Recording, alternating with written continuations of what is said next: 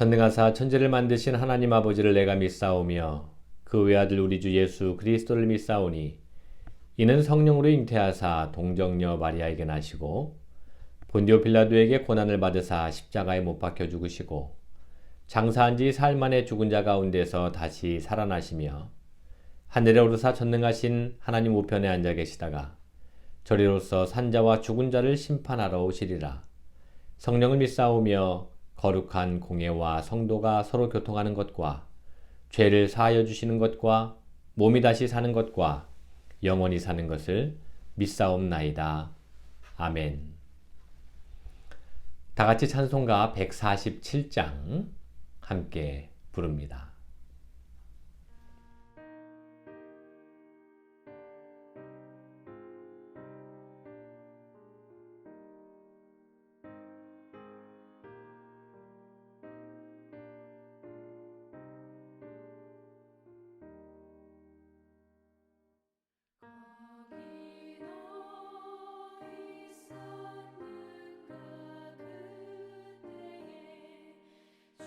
주님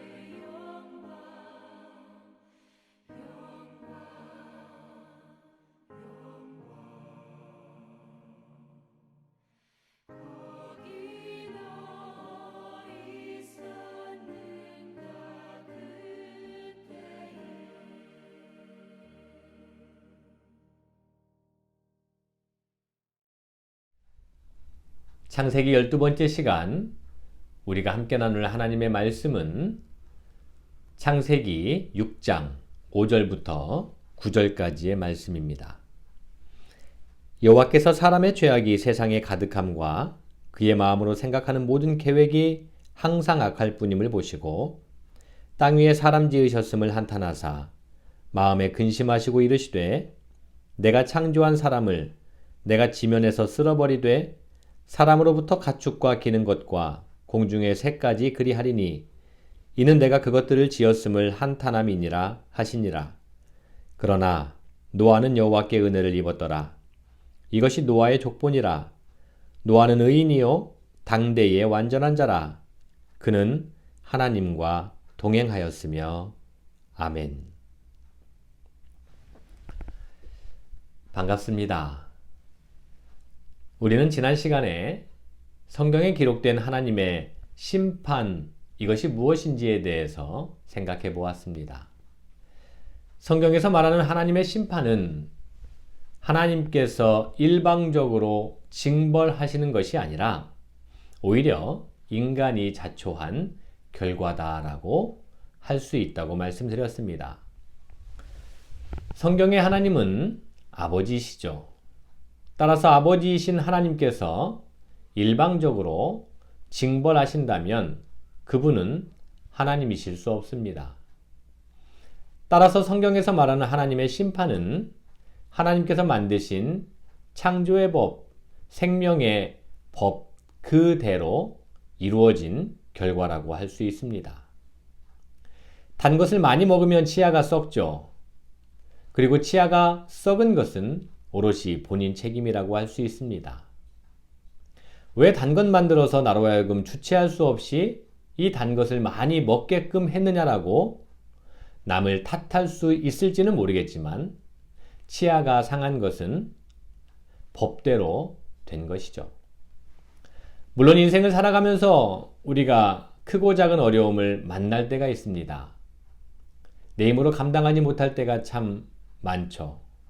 그러한 때에 하나님의 도우심을 구하고 또 찾으며 기도하겠지만 그와 더불어서 자신이 혹은 공동체가 하나님의 창조의 법과 생명의 법을 제대로 지키며 살아가고 있었는지를 점검하는 일도 필요할 것입니다. 이러한 흐름에서 오늘은 노아 시대에 있었던 하나님의 심판에 대해서 생각해 보고자 합니다. 노아 홍수의 이야기는 아마 많은 분들이 알고 계실 것입니다. 그런데 이 이야기를 다시 생각해 보면 이 이야기가 정말 사실일까라는 의문이 들 수 있습니다. 왜냐하면 노아가 만든 배의 크기가 길이는 약 135m, 너비는 약 22.5m, 그리고 높이는 약 13.5m 정도인데 이 정도의 크기의 배에 노아의 가족 비롯해서 모든 동물들과 그리고 6개월 이상 양식을 싣는다는 것은 사실상 불가능하기 때문입니다. 그렇다면 이 이야기를 어떻게 읽어야 할까요? 그것은 본문이 말하려는 의도를 읽어야 합니다. 창조 이야기와 마찬가지로 노아 홍수 이야기는 홍수 이 사건을 과학적으로 설명하려는 것이 아니기 때문이죠. 이 이야기를 통해서 신앙적인 교훈을 말하려는 데 있습니다. 그 의도와 신앙적인 교훈을 찾아서 오늘에 적용해 보는 것이, 나의 삶에 적용하는 것이 곧 신앙생활이라고 할 수 있겠습니다. 자, 노아 홍수 이야기를 통해서 성경을 읽는 이들에게 그러면 하나님은 무엇을 말씀하고자 하실까요? 먼저 우리는 노아 홍수 이야기를 통해서 근심하시며 한탄하시는 하나님 아버지를 만날 수 있습니다. 창세기 6장 5절, 6절에서 이 하나님 아버지의 심정이 담긴 말씀을 확인할 수 있는데요. 여호와께서 사람의 죄악이 세상에 가득함과 그의 마음으로 생각하는 모든 계획이 항상 악할 뿐임을 보시고 땅 위에 사람 지으셨음을 한탄하사 마음에 근심하시고. 이 말씀 속에는 부모이신 하나님의 마음이 적나라하게 표현되어 있습니다. 죄의 지배를 받으면서 그리고 창조의 법과 생명의 법을 어기고 살아가는 사람을 보시면서 부모이신 하나님은 한없이 가슴 아파하시면서 후회하실 만큼 탄식하고 계신다라고 기록하고 있습니다. 마치 부모의 말씀을 거역하는 자녀지만 그 자녀를 포기할 수 없기 때문에 말로는 집을 나가라고 호통을 치지만 그 자녀가 올바른 길로 돌아오기를 바라시면서 자신의 가슴을 쥐어짜고 그리고 자신의 주먹으로 당신의 가슴을 치면서 아파하고 절규하는 부모의 눈물의 심정과 똑같다고 할 수 있습니다. 그런데 이러한 하나님 아버지의 마음이 있음에도 불구하고 인간들은 멸망으로 치닫습니다. 그 모습을 7절의 말씀에서 확인할 수 있는데요. 이르시되 내가 창조한 사람을 내가 지면에서 쓸어버리되 사람으로부터 가축과 기는 것과 공중의 새까지 그리하리니 이는 내가 그것들을 지었음을 한탄함이니라 하시니라. 이 본문은 언뜻 보기에는 하나님께서 사람을 지면에서 쓸어버리는 심판의 말씀 같지만 앞서 말씀드린 대로 사람이 마땅히 지켜야 할 창조와 생명의 법을 지키지 못한 결과를 이런 방식으로 기록해 놓은 것입니다. 따라서 내가 창조한 사람을 내가 지면에서 쓸어버리되 라는 이 하나님의 일방적인 심판처럼 보이는 말씀은 죄가 너무 범람해서 더 이상 인간들이 용서받을 길이 없게 되었다라는 것을 의미합니다. 모든 피조물들은 그 피조물들이 지켜야 할 법이 있죠. 그리고 마땅히 지켜야 될 자리가 있습니다. 송충이가 솔잎 이외의 것을 먹으면 죽듯이, 누에가 뽕잎을 먹지 않으면 죽듯이, 그리고 물고기가 물을 떠나면 죽듯이 법을 어기는 것은, 창조의 법, 생명의 법을 어기는 것은 곧 비참한 파멸이다라는 것을, 자초한 일이다라는 것을 성경은 분명히 가르쳐주고 있습니다. 그러면 이제 하나님은 어찌하시나요? 하나님은 아버지이시기 때문에 이런 상황 가운데서도 포기를 모르십니다. 그래서 아버지 하나님은 하나님의 자녀들이 멸망을 자초하며 멸망의 길로 가는 것을 그대로 보고만 계시진 않죠. 이런 와중에도 하나님은 구원의 대책을 마련하시고 그 대책이 바로 노아라는 사람입니다. 노아에 대해서 구절은 이렇게 기록하고 있습니다. 이것이 노아의 족본이라.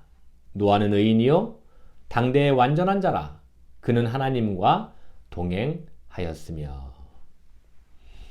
당시에 모두가 죄로 말미암아 멸망을 당할 수밖에 없는 범법자들이었지만 이 노아만큼은 하나님의 생명과 창조의 법을 지키고 있어서 멸망받을 대상이 아니란 말씀입니다. 노아는 의인이고 당대의 완전한 자라는 말씀이 이것을 가리킵니다. 그리고 법이신 하나님의 형평성에 따르면 범법자와 준법자가 같은 취급을 받을 수 없는 것이죠. 이 하나님께서는 노아에게 살 길을 열어주셨는데 그 방법이 바로 큰 방주를 만드는 것이었습니다. 그런데 말씀을 자세히 보면 하나님께서 노아에게만 살 길을 열어주지 않으셨습니다. 노아를 통해서 짐승까지도 불쌍히 여기시며 살리십니다. 이 정도의 크기에 비해 세상 모든 부정한 짐승 한 쌍씩 혹은 정결한 짐승 7쌍과 양식을 다 실지 못한다는 것은 두말할 필요조차 없습니다. 그럼에도 불구하고 이렇게 말하고 있는 이유는 노아 방주의 이야기는 그 배의 크기가 얼마며 그 많은 짐승이 다 탈 수 있느냐 없느냐를 말하고 싶어 하는 것이 아니라 하나님은 들짐승까지 불쌍히 여기시며 살리시는 분이다라는 것을 은폐와 함축과 암시의 방식으로 기록해 놓은 것이죠. 또한 노아가 방주를 짓는 기간에 대한 이야기도 마찬가지입니다. 노아의 세 아들이 대단히 큰 목선을 건조하는데 적어도 수십 년 이상 걸렸을 텐데 이 역시 과학적으로는 의문일 수 있습니다. 그런데 이것은 과학적인 설명이 아니라 신앙적인 고백을 담고 있습니다. 이 신앙적인 고백은 어떠한 내용인고 하면 하나님은 인간들이 스스로 법을 어기고 죄로 말미암아 자초할 수밖에 없는 처지에 놓여 있지만 그것을 돌이킬 기회를 방주를 짓는 기간만큼이나 기다려 주시고 또 기회를 허락해 주셨다라는 것으로 말씀하고 있습니다. 성경의 하나님은 결코 심판하시는 하나님이 아닙니다. 어떻게 하든지 인간을 구원하시려는 그러한 하나님 이야기가 성경의 이야기죠. 사랑하는 양물 여러분, 하나님의 마음으로 창세기를 읽어가 보려고 하고 있습니다. 하나님께서 창조의 법으로 생명의 법을 주셨는데 그 생명의 법을 어기고 죄로 가득해서 자멸해가는 이 피조세계를 보시면서 하나님의 마음은 어떠하셨을까요? 그런데 하나님의 마음을 도외시한 채 심판하시는 하나님으로 창세기를 읽는 그 자체가 여호와 하나님의 이름을 망령되게 일컫는 행위는 아닐지 조심스럽게 생각해 봅니다. 하나님은 지금도 안타까운 마음으로 그리고 탄식하는 마음으로 구원의 대책을 찾으시고 만드십니다.